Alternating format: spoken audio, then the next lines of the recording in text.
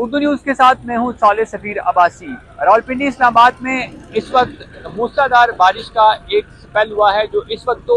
थम चुका है, लेकिन रावलपिंडी इस्लामाबाद के जो नदी नाले हैं वहां पर पानी में खासा इजाफा देखने में आया है। इस वक्त मैं इस्लामाबाद के नाला कुरंग के साथ मौजूद हूँ। मेरे कैमरा में आप देख सकते हैं कि नाला कुरंग में जो पानी की सतह है उसमें आहिस्ता आहिस्ता इजाफा हो रहा है। ये जो नाला है इसमें पानी का जो ज्यादा हिस्सा है वो मरी से आता है, ताहम इस्लामाबाद के इलाके फुलगरा, बारागांव और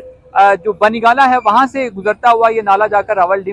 डैम में जाके गिरता है। यहाँ भी इस नाले में भी पानी की सतह में इजाफा हो रहा है, जबकि इस्लामाबाद और रावलपिंडी के जो दीगर बड़े नाले हैं जिसमें नाला लई जो रावलपिंडी से गुजरता है वहां पर 11 फीट तक जो पानी की सतह है वो बुलंद होने का खदशा है, जिसके बाद जो है वो एक अलर्ट जारी किया जाएगा ताकि वहाँ इर्द गिर्द जो रहने वाले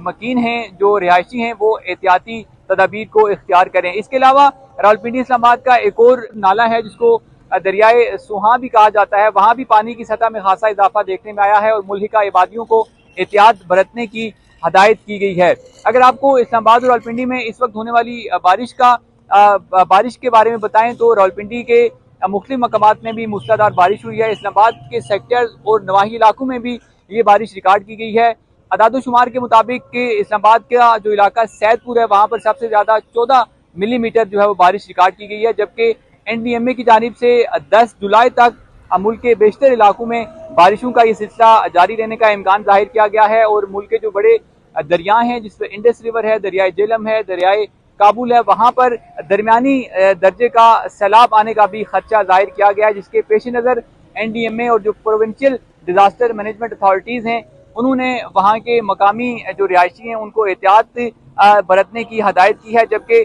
जो मुतल्लिका इदारे हैं उनको भी पेशगी तैयार रहने की हदायत की है।